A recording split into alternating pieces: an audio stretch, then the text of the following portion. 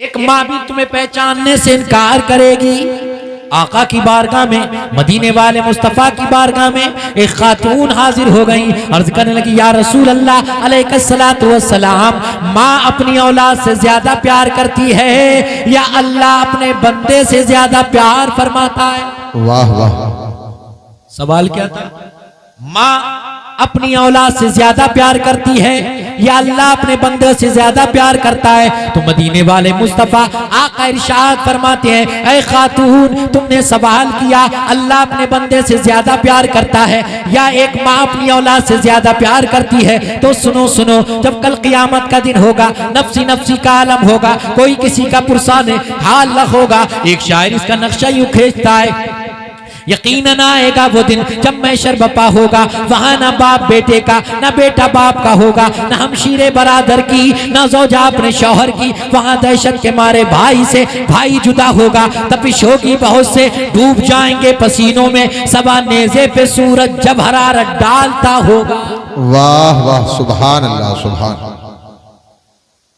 अल्लाह की बारगाह में एक शख्स पेश किया जाएगा जिसके पास नेकियां ही नेकियां हैं। जन्नत में जाने के लिए एक नेकी कम पड़ जाएगी, एक नेकी की कमी, एक नेकी मिल जाए, जन्नत में चला जाए।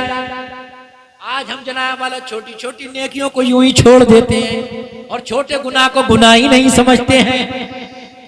न जाने कौन सी नेकी क़यामत के दिन तुम्हारे काम आ जाए। मेरे आका सहाबा से फरमाते हैं, सहाबा जरा बताओ तो सही, सबसे ज्यादा गरीब कौन है? सबसे ज्यादा गरीब कौन है? तो सहाबा ने अर्ज किया, या रसूल अल्लाह अलैहिस्सलातु वस्सलाम, जिसके पास माल ना हो, जर ना हो, जमीन ना हो, सोना ना हो, चांदी ना हो, वो गरीब है। मेरे आका फरमाते, नहीं नहीं, सुनो सुनो, गरीब कौन है?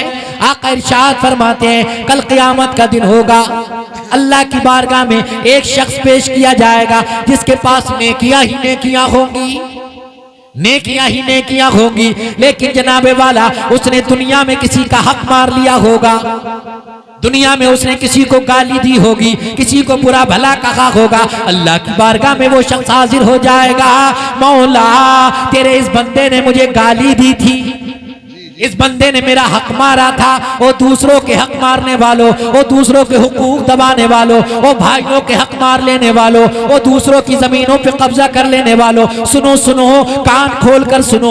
अल्लाह के रसूल सल्लल्लाहु अलैहि वसल्लम इरशाद फरमाते हैं, दुनिया में उसने किसी को गाली दी होगी, वो शख्स अल्लाह की बारगाह में हाजिर हो जाएगा, अर्ज करेगा, मौला मेरा हक इसके ऊपर है, इसने मुझे गाली दी थी। अल्लाह के रसूल सल्लल्लाहु तआला अलैहि वसल्लम इरशाद फरमाते हैं, उसकी नेकी उस शख्स को दे दी जाएगी।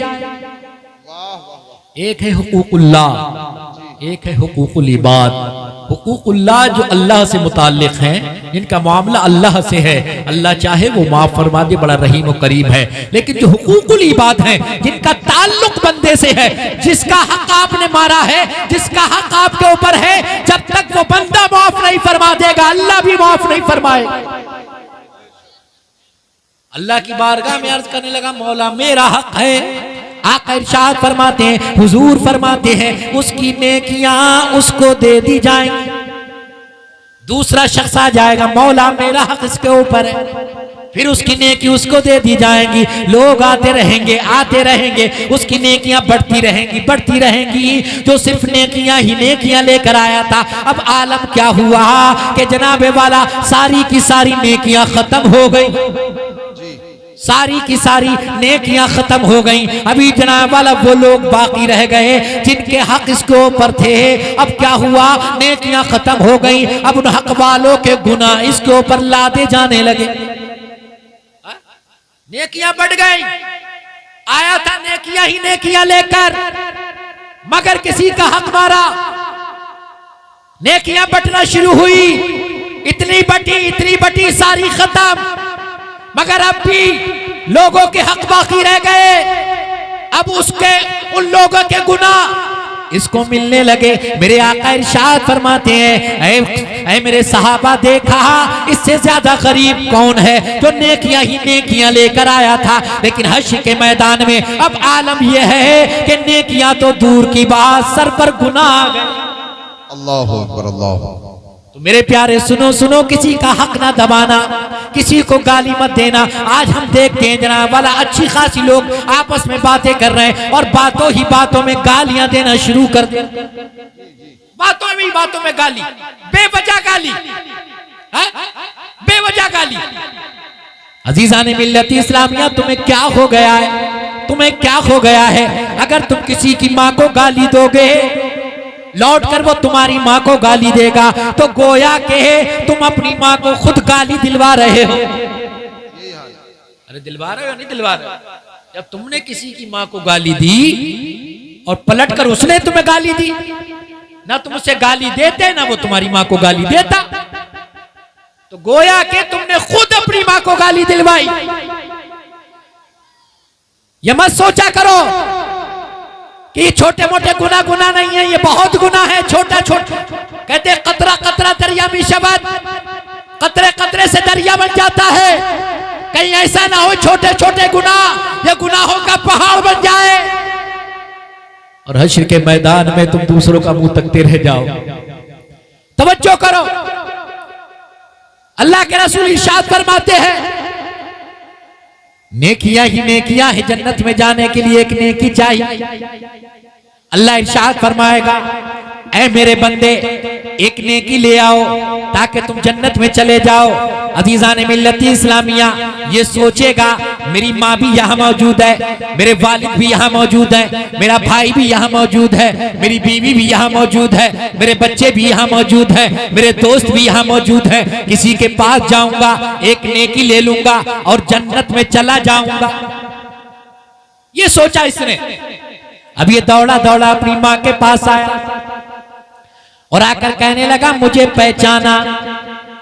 अल्लाह के रसूल इरशाद फरमाते हैं, माँ पहचानने से इनकार कर देगी। तवज्जो करो, माँ पहचानने से इनकार कर देगी। मैं तुम्हें नहीं पहचानती, कौन हो तुम?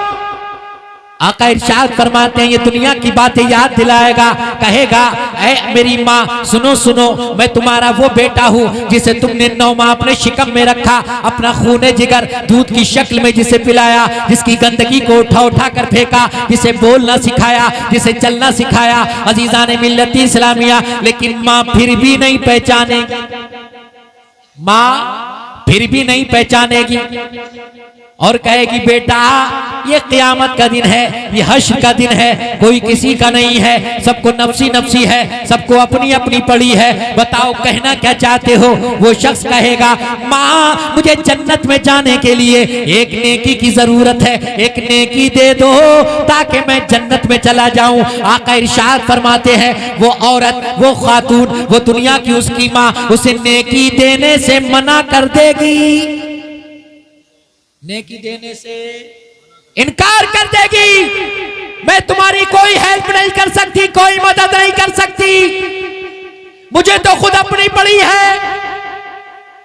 अजीजान मिल्लत इस्लामिया, आका इरशाद फरमाते, खातून देखा, तुम कह रही थी कि एक माँ अपनी औलाद से ज्यादा प्यार करती है या अल्लाह अपने बंदों से ज्यादा प्यार करता है, तो तुमने माँ का प्यार देख लिया जिसने हश्र के मैदान में, हश्र की भीड़ भाड़ में पहचानने से इनकार कर दिया। और सुनो ऐ खातून सुनो, मैं आगे बताता हूँ। आका इरशाद फरमाते हैं कि वो शख्स परेशानी के आलम में कभी अपने वालिद के पास जाएगा, कभी अपने दोस्तों के पास जाएगा, सारे के सारे लोग उसे नेकी देने से मना कर देंगे। जी जी, वो अजीज दोस्त, वो गहरा यार जिसके बगैर इसे चैन नहीं पड़ता था, जिसकी दोस्ती के चक्कर में, जिसकी दोस्ती की मोहब्बत में ये शराब के अड्डे तक पहुंच गया, जुए के अड्डे तक पहुंच गया, इसके हाथ में शराब के जाम आ गए।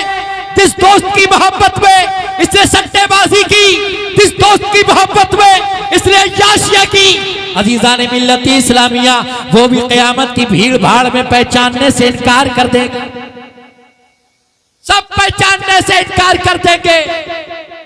आका इरशाद फरमाते हैं, ये शख्स परेशानी के आलम में घूम रहा होगा, इतने में इसकी मुलाकात एक ऐसे शख्स से हो जाएगी कि जिसके पास गुनाह ही गुनाह है, सिर्फ एक नेकी है। कितनी नेकी है?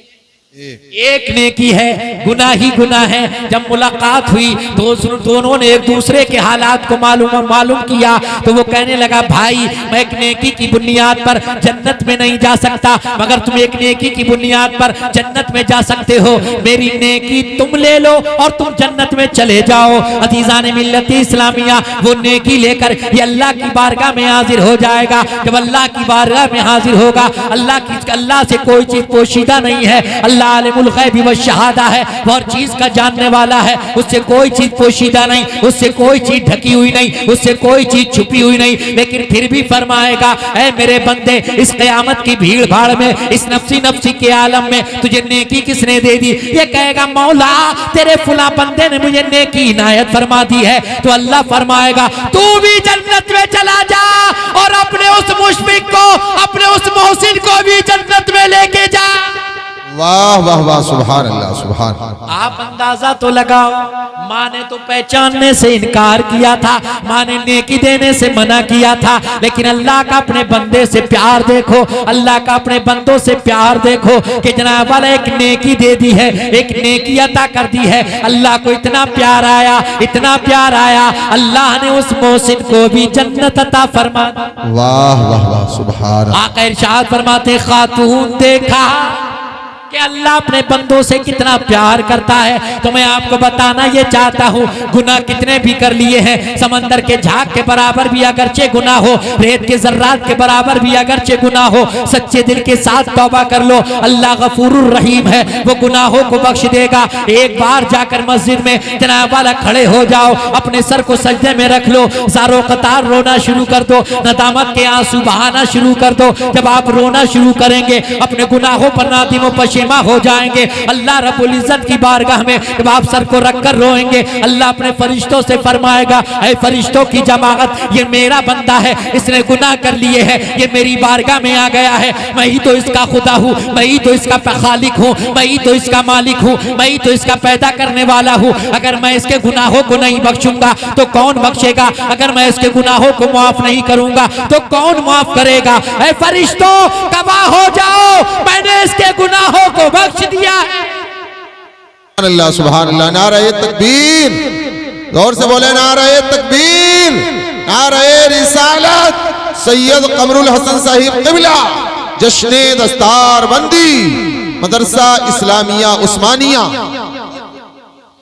कुरान कहता है, या अय्युहल्लज़ीना आमनुत्तकुल्लाह, ईमान वालों अल्लाह से डरो, अल्लाह से डरो, हक़्क़ तुक़ातिही, जैसा उससे डरने का हक है। आज हम कितना डर रहे हैं, कितना डर रहे हैं। झूठ बोलने वाले हम में, जनाब वाला शराब पीने वाले हम में, जुआ खेलने वाले हम में, सट्टेबाजी करने वाले हम में, माँ बाप को सताने वाले हम में, भाइयों के हुकूक दबाने वाले हम में, जनाब वाला दूसरों की जमीनों पे कब्जा करने वाले हम में, तमाम लोग तो हम में पाए जाते हैं। हम कहाँ डर रहे हैं? हमारे दिलों से खुदा का खौफ निकल चुका है। होश में आ जाओ, होश में आ जाओ, ये गफलत की चादर को उतार फेंको। क़यामतें तुम्हारे दरवाजों पे दस्तक दे रही है, क़यामतें तुम्हारे सरों पर टूट रही है। अब भी होश में आ जाओ, मैदान अमल में उतर आओ, मैदान अमल में उतर कर दुनिया वालों को बताओ, हम मुसलमान हैं, हम नबी के वफादार हैं, हम नबी से मोहब्बत करने वाले हैं, हम नबी से उल्फत रखने वाले हैं। अज़ीज़ान मिल्लत इस्लामिया, तुम्हें मैदान अमल में उतरना पड़ेगा, अपनी नमाजों के जरिए, अपने रोज़ों के जरिए, अपनी ज़कात के जरिए,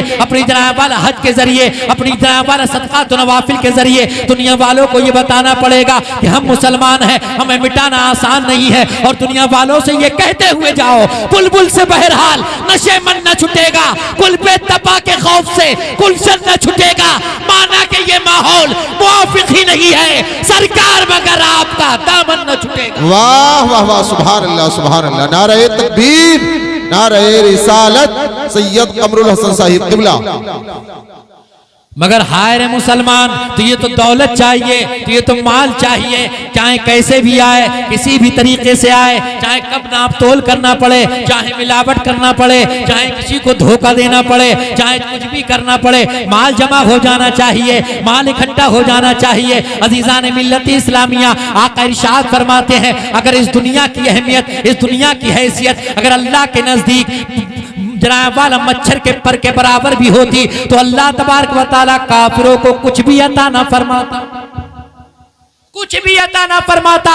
ये दुनिया जिसमें तुम खोए हुए हो, ये दुनिया जिसमें तुम डूबे हुए हो, इसकी हकीकत क्या है? अल्लाह फरमाता है वमल हयातुद दुनिया इल्ला मताउल गुरूर, ये दुनिया की जिंदगी तो धोखे का सामान है। ये दुनिया की जिंदगी क्या है? धोखे का सामान है। इस दौलत के चक्कर में वाला भाई भाई का गला दबा रहा है, मर्डर हो जा रहे हैं इस दौलत के चक्कर में। मैं इस दौलत की बुराई नहीं कर रहा हूं, अल्लाह हमारे तमाम मुसलमान भाइयों को दौलत अता फरमाए। लेकिन मेरी बात जलसे से नोट कर जाना, अगर अल्लाह तबारक व तआला जनाब वाला 1 पैसे भर दौलत अता फरमाए तो 99 पैसे भर ईमान की दौलत अता फरमाए। ऐसा ना हो कि जनाब वाला कहीं दौलत आ गई तो बिगड़ गए। हमने कितने लोगों को देखा है, जब तक गरीब थे, जब तक मुफलिस थे, जब तक नातवा थे, जब तक दौलत नहीं थी, जब तक मालो जर नहीं था, जब तक जमीन और जायदाद नहीं थे, जब तक सोने चांदी नहीं थे, जब तक बैंक बैलेंस नहीं था, तो आलम यह था कि मस्जिद को भी जाते थे, नमाज पढ़ने की भी फुर्सत मिल जाती थी, कुरान की तिलावत भी किया करते थे, भाइयों को दुआ सलाम भी किया करते थे, दूसरों की आदत को भी जाया करते थे। लेकिन दौलत क्या आ गई, मालो जर क्या आ गया, जमीन जायदाद क्या मिल गई, तो जनाब वाला मस्जिदों से दूर हो गए, नमाजों से दूर हो गए, कुरान से दूर हो गए, अपने रिश्तेदारों से मिलना जुलना छोड़ दिया, दुआ सलाम करना तक छोड़ दिया। ये है या नहीं है? जब तक गरीब थे तो खूब सजदे किया करते थे, लेकिन दौलत क्या आई तो सब कुछ बिगड़ गया। इस दौलत की जनाब वाला क्या नहीं कर रहे हैं लोग, क्या नहीं कर रहे हैं। मुझे एक वाकया याद आता है, हज़रत ईसा अलैहिस्सलाम से एक साहब कहा करते थे, ऐ ईसा, ऐ अल्लाह के नबी, हमें अपने साथ रख लीजिए। हजरत ईसा फरमाते थे तुम हमारे साथ रहने के काबिल नहीं हो, तुम हमारे साथ रहने के लायक नहीं हो। उन्होंने बहुत जिद की, वो नहीं माने। हजरत ईसा ने कहा अगर तुम नहीं मानते हो तो चलो, साथ में ले लिया। वो थे और 3 रोटी, चल दिए, सफर पर निकल गए। एक मकाम पर बैठकर, एक जगह पहुंचकर आपने और उस शख्स ने 2 रोटी खाई, 1 रोटी रह गई।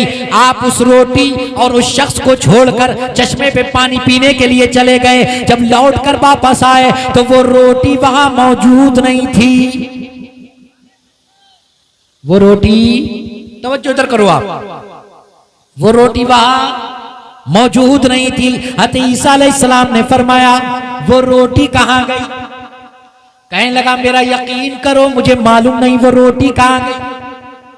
हज़रत ईसा अल्लाह के नबी फरमाते हैं ना तेरे अलावा कोई दूसरा आया ना गया, वो रोटी कहाँ गई? तू था और वो रोटी थी, वो रोटी कहाँ गई? कहने लगा ए अल्लाह के नबी ईसा, मेरा यकीन करो, मेरा यकीन करो, मेरा इत्मीनान करो, मुझे नहीं मालूम वो रोटी कहाँ गई।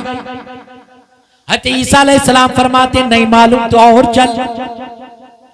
आप आगे बढ़े, सफर जारी किया, एक मकाम पर पहुंचे। एक हरनी अपने बच्चे को लिए जा रही थी, आपने उसको बुलाया, बुलाने के बाद ज़िबा किया, उसका गोश्त तैयार किया, उसने और आपने उस गोश्त को खाया। हज़रत ईसा अलैहिस्सलाम ने हड्डियों को जमा किया और जमा फरमाने के बाद फरमाया कुम बेज़निल्लाह, अल्लाह के हुक्म से उठ जा। वो हरनी का बच्चा जिंदा हो गया। उसके बाद आपने ये मौजज़ा दिखाने के बाद फरमाया देख तेरी कोई कुछ सुनी हुई बात नहीं है, तूने अपनी आंखों से देख लिया कि अल्लाह के हुक्म से मैंने हरनी के बच्चे को जिंदा किया है। बता वो रोटी किसने खाई थी? कहने लगा ऐ ईसा, अल्लाह की कसम मुझे नहीं मालूम वो रोटी किसने खाई। हज़रत ईसा फरमाते नहीं मालूम तो और चल।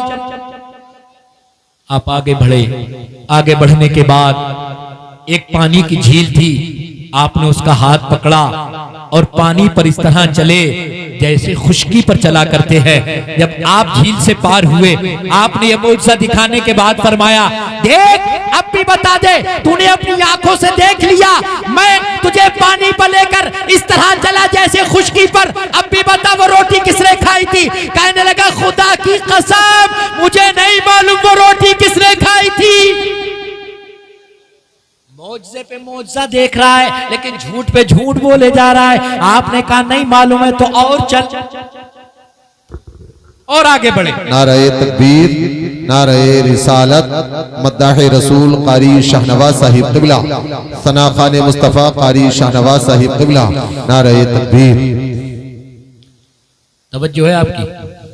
बोले सुभान अल्लाह।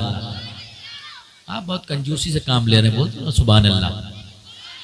एक हदीस पाक सुना दूं, मन काला सुभान अल्लाह गुरसत लहू नखलतुन फिल जन्ना। जिसने एक मर्तबा सुभान अल्लाह कहा, उसके नाम का जन्नत में खजूर का दरख्त लग जाता है। अब मैं नहीं कहूंगा कि आप सुभान अल्लाह बोलो, अब जिसे जिसे जन्नत में दरख्त लगवाना है वो बोलेगा। तवज्जो करें, हज़रत ईसा अलैहिस्सलाम उसे लेकर और आगे बढ़े, एक मकाम पर पहुंचे, मिट्टी के 3 ढेर थे। आपने अल्लाह का नाम लेकर फूंक मारी, तीनों सोने के हो गए। काय के हो गए? सोने के हो गए। आपने कहा आप भी बता दे। कहने लगा मुझे नहीं मालूम वो रोटी किसने खाई थी। आपने कहा नहीं मालूम तो सुन, ये 3 ढेर हैं सोने के, एक मेरा, एक तेरा और तीसरा उसका जिसने वो रोटी खाई थी। क्या फरमाया? तीसरा किसका? तीसरा उसका जिसने वो तीसरी रोटी खाई थी। कहने लगा है अल्लाह के नबी ईसा, खुदा की कसम मेरा यकीन करो, अल्लाह की कसम वो रोटी मैंने ही खाई थी। मुझसे देखता रहा, झूठ बोलता रहा। आंखों से देखा हजरत ईसा ने अल्लाह का नाम लेकर हरनी के बच्चे को जिंदा कर दिया। आंखों से देखा जनाब वाला खुश पानी पर खुशकी की तरह चला, लेकिन दिल नहीं पसीजा। लेकिन जब दौलत का माल लालच दिया गया, माल का लालच दिया गया, सोने का लालच दिया गया, तो झूठा बनने के लिए भी तैयार हो गया। ईसा अलैहिस्सलाम फरमाने लगे हम तो पहले ही कहते थे तुम हमारे साथ रहने के काबिल नहीं हो, अब ये तीनों ढेर तुम रखो, हम तो चले। आपने उसे छोड़ा और आप चले गए। अब उसने देखा 3 ढेर हैं सोने के। रात भर इसे नींद नहीं आई, रात भर आंख नहीं झपकी इसकी। और ये कोई उसी की बात नहीं है। आपने देखा होगा गरीब आदमी के दरवाजे पर टाट का फट्टा चल लगा होता है, वो सुकून की नींद सोता है, मस्ती की नींद सोता है। और मालदार आदमी 7 तालों के अंदर बंद रहने के बाद भी उसे सुकून की और मस्ती की नींद नहीं आई। अब जनाब वाला दौलत क्या आई, नींद उड़ गई। अब सुबह हुआ तो क्या देखा, 2 आदमी आ रहे हैं। बड़ा होशियार था, बड़ा चालाक था। जैसे ही करीब आए और उन्होंने देख लिया कि सोना और एक आदमी, मशवरा किया ऐसा करो इसे मारो, इसे खत्म करो, इसका कत्ल करो और ये माल छीनो। मगर ये होशियार था। जैसे ही करीब में आए कहने लगा भाइयों 3 ढेर हैं सोने के और 3 आदमी हो गए, एक एक हिस्से में आ जाएगा। तो उन्होंने भी सोचा बगैर मारे काटे मिल रहा है तो किसी को कत्ल करने की क्या जरूरत। अब मशवरा हुआ, प्लान बना, ऐसा करो एक आदमी को शहर भेजो खाना लेने के लिए। वो खाना लेकर आए, फिर खाना खाएं, फिर इस माल को लेकर चलें।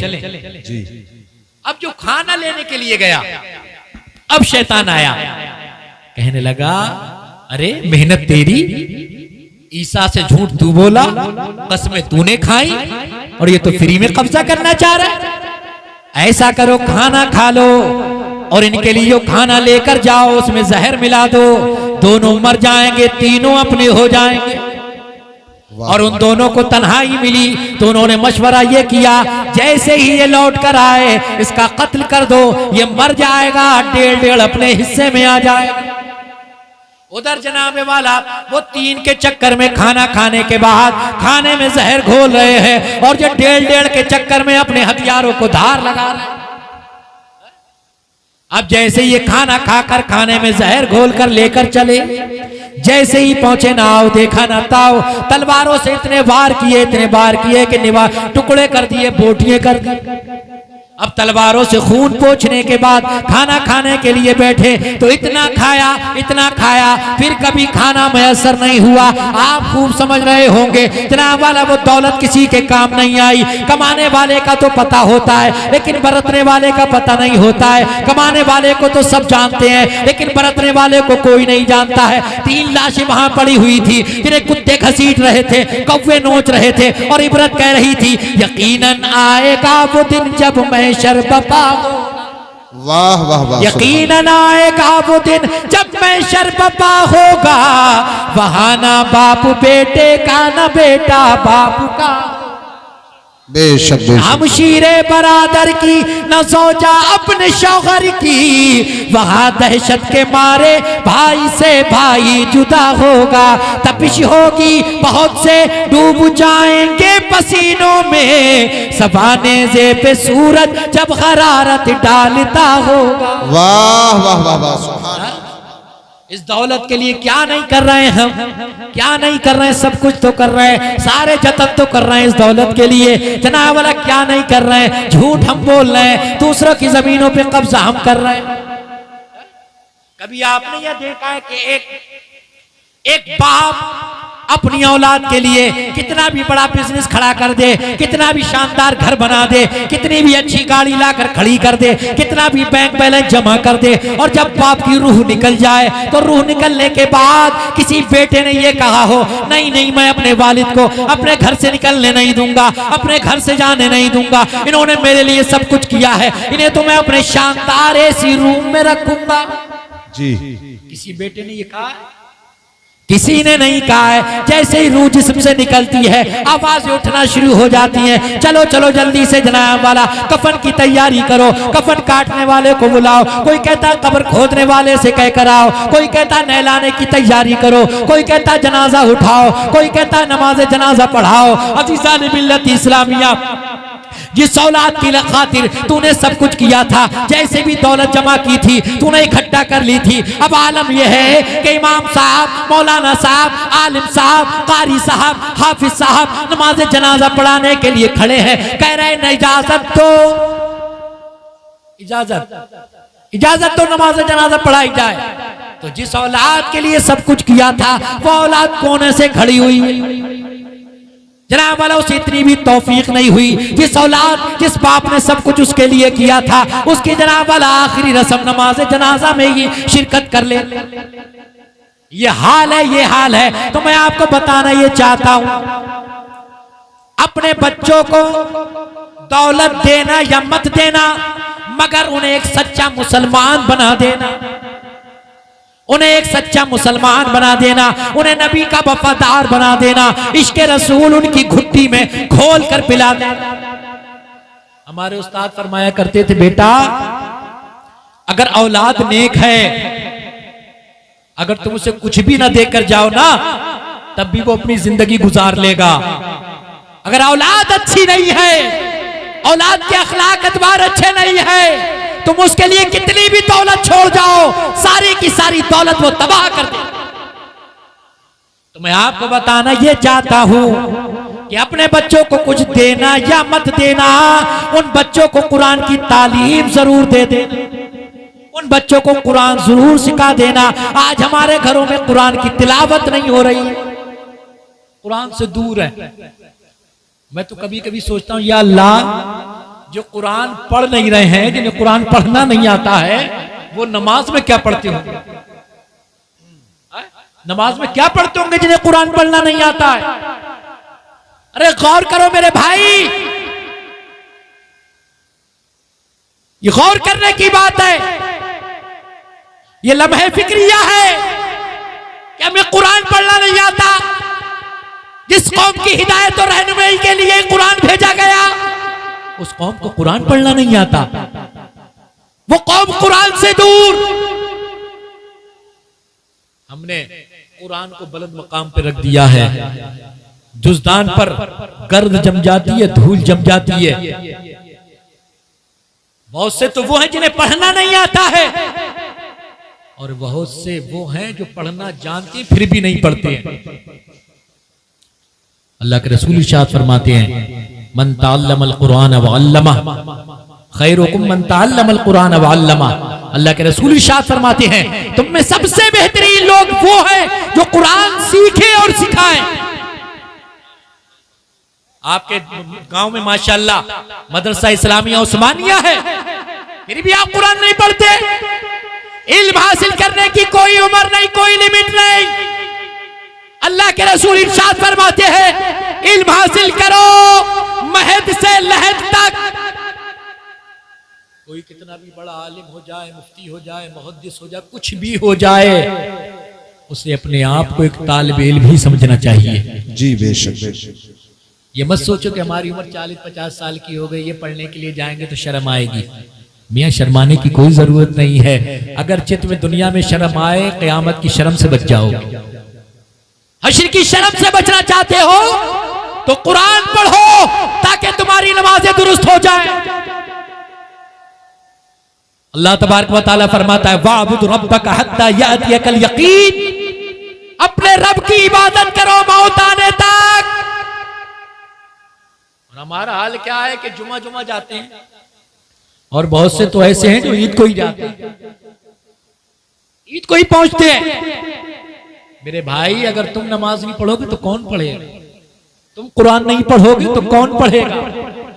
एक शायर कहता है हर लफ्ज को सीने में बसा लो तो बने बात, हर लफ्ज को सीने में बसा लो तो बने बात, तो बने बात। हर लफ्ज को सीने में बसा लो तो बने बात। ताकों में सजाने का ये कुरान नहीं है। हमने ताकों में सजा के रख दिया।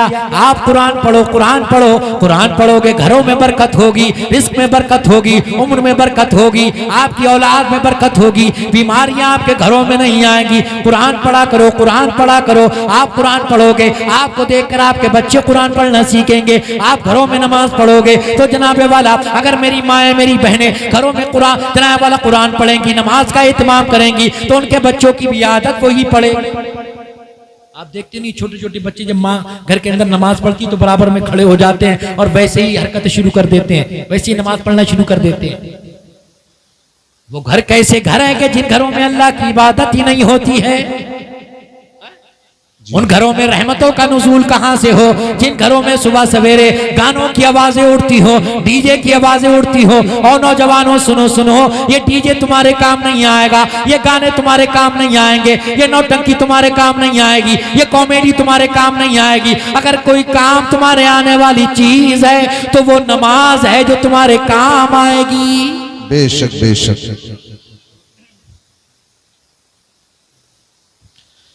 तो अगर तुम चाहते हो, अगर तुम चाहते हो कि तुम्हारी दुनिया भी अच्छी हो, तुम्हारी आखिरत भी अच्छी हो, तो जनाब वाले एक सच्चे अच्छे मुसलमान बन जाओ।